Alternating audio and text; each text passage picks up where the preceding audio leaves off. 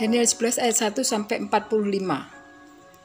Seperti dahulu aku juga mendampinginya untuk menguatkan dan menyokongnya, yaitu pada tahun pertama pemerintahan Darius orang Media itu, Raja Negeri Utara dan Raja Negeri Selatan.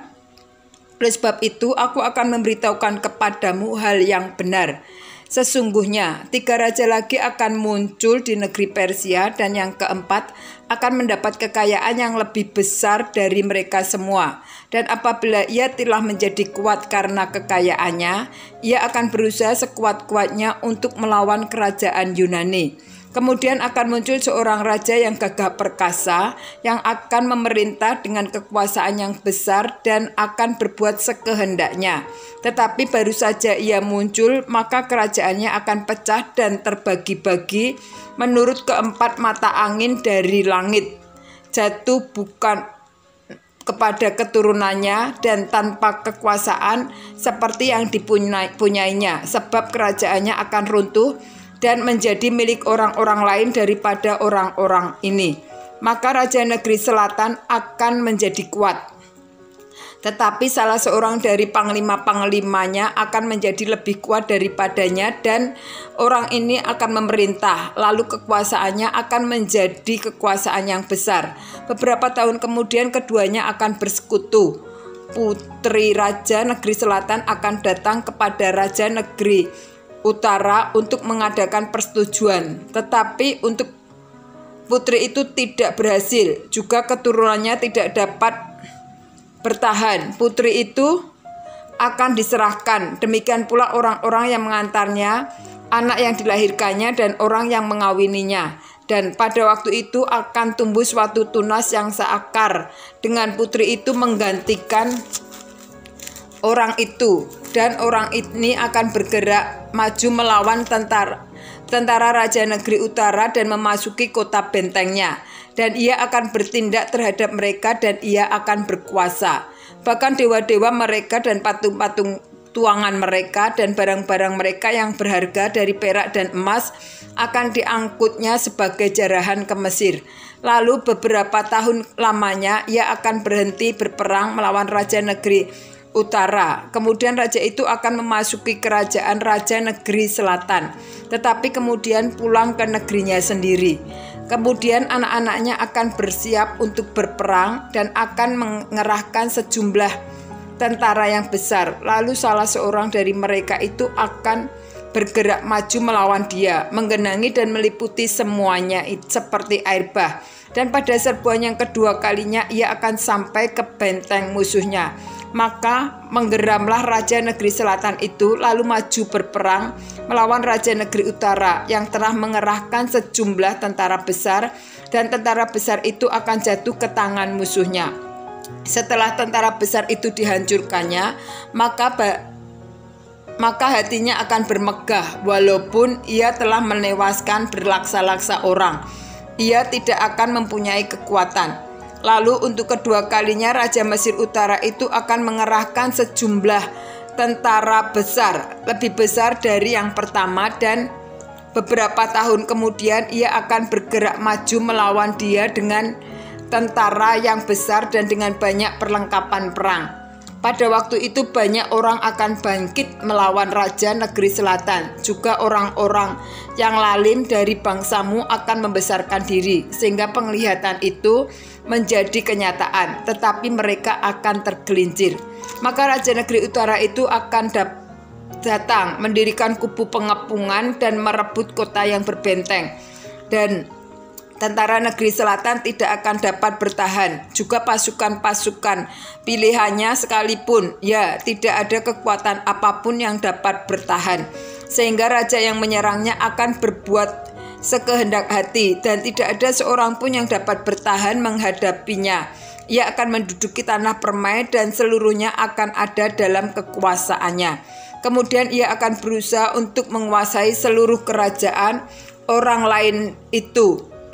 Ia akan mengadakan persetujuan dengan dia, dan seorang putrinya diberikannya kepadanya untuk menghancurkan kerajaan itu. Tetapi maksudnya itu tidak akan berhasil dan tidak akan menguntungkannya. Lalu ia akan memalingkan mukanya ke tanah-tanah pesisir dan banyak yang direbutnya. Tetapi seorang panglima akan menghentikan penghinaannya itu, bahkan akan mengembalikan penghinaan itu kepadanya. Sesudah itu ia akan memalingkan mukanya ke kota-kota benteng di negerinya sendiri, tetapi ia akan tergelincir dan jatuh dan tidak akan ditemukan lagi. Menggantikan dia akan muncul seorang yang menyuruh seorang pemungut pajak menjalani bagian yang terindah dari kerajaan itu. Tetapi beberapa hari kemudian ia akan dibinasakan bukan oleh kemarahan atau oleh peperangan. Menggantikan dia akan muncul seorang yang hina, yang tidak memperoleh martabat raja, tetapi dengan tak disangka-sangka ia akan datang merebut kedudukan raja dengan perbuatan-perbuatan licin. Seluruh tentara yang datang kepadanya akan dihanyutkan di hadapannya dan dihancurkan, bahkan juga seorang raja perjanjian. Dan dari saat diadakan persekutuan dengan dia, ia akan berlaku curang dan ia akan maju serta menjadi berkuasa meskipun sedikit orang-orangnya. Dengan tak disangka-sangka ia akan memasuki daerah-daerah yang paling subur dari negeri itu dan melakukan apa yang belum pernah dilakukan oleh bapa dan nenek moyangnya, yakni menghamburkan rampasan dan jarahan dan harta dari antara orang-orangnya. Juga terhadap tempat-tempat yang berbenteng ia membuat siasat, tetapi hanya untuk sementara waktu. Kekuatan dan keberaniannya akan ditujukannya melawan Raja Negeri Selatan dengan memakai tentara yang besar. Dan walaupun Raja Negeri Selatan itu akan bersiap untuk berperang dengan tentara yang amat besar dan kuat, ia tidak akan dapat bertahan sebab akan diadakan siasat terhadap dia. Dan orang-orang yang makan dari santapannya akan meruntuhkannya. Tentaranya akan hanyut dan banyak orangnya yang tewas dibunuh. Dan kedua raja itu bermaksud jahat dan sedang mereka duduk bersama-sama pada satu meja, mereka akan saling membohongi. Tetapi hal itu tidak akan berhasil sebab akhir zaman itu belum mencapai waktu yang ditetapkan. Kemudian ia akan pulang ke negerinya dengan banyak harta dan hatinya bermaksud menentang perjanjian kudus dan itu dilakukannya. Lalu pulang ke negerinya. Pada waktu yang ditetapkan ia akan memasuki pula negeri selatan. Tetapi kali yang kedua ini tidak akan sama dengan yang pertama, karena akan datang kapal-kapal orang Kitim melawan dia sehingga hilanglah keberaniannya. Lalu pulanglah ia dengan hati mendendam terhadap perjanjian kudus dan ia akan bertindak setelah pulang kembali. Ia akan menunjukkan perhatiannya kepada mereka yang meninggalkan perjanjian kudus. Tentaranya akan muncul, mereka akan menajiskan tempat kudus, benteng itu menghapuskan korban sehari-hari dan menegakkan kekejian yang membinasakan. Dan orang-orang yang berlaku fasik terhadap perjanjian akan dibujukkan sampai murtad dengan kata-kata licin. Tetapi umat yang mengenal Allahnya akan tetap kuat dan akan bertindak. Dan orang-orang bijaksana di antara umat itu akan membuat banyak orang mengerti, tetapi untuk beberapa waktu lamanya mereka akan jatuh oleh karena pedang dan api, oleh karena ditawan dan dirampas.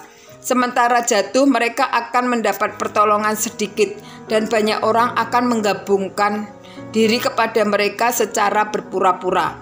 Sebagian dari orang-orang bijaksana itu akan jatuh, supaya dengan demikian diadakan pengujian, penyaringan dan pemurnian di antara mereka sampai pada akhir zaman, sebab akhir zaman itu belum mencapai waktu yang telah ditetapkan.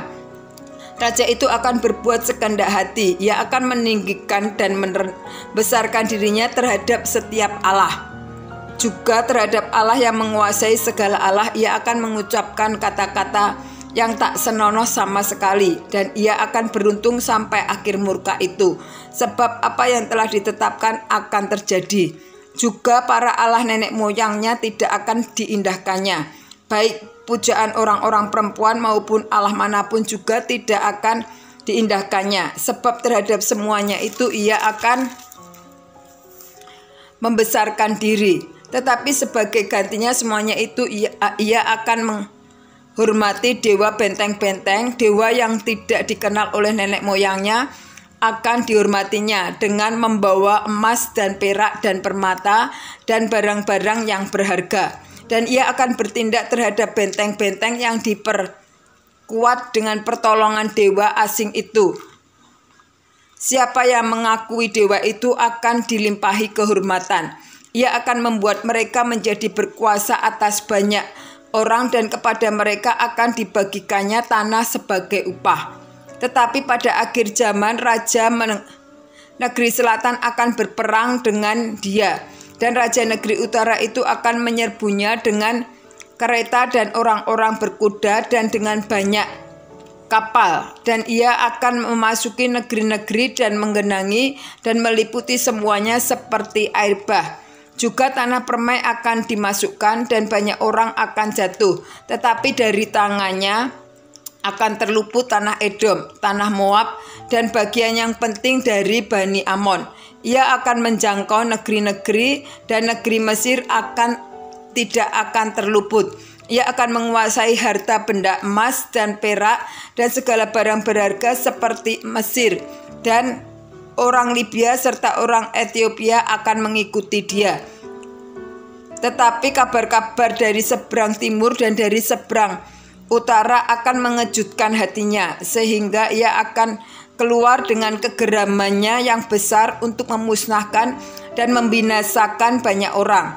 Ia akan mendirikan kemah kebesarannya di antara laut dan gunung permai yang kudus itu. Tetapi kemudian ia akan menemui ajalnya dan tidak ada seorang pun yang menolongnya.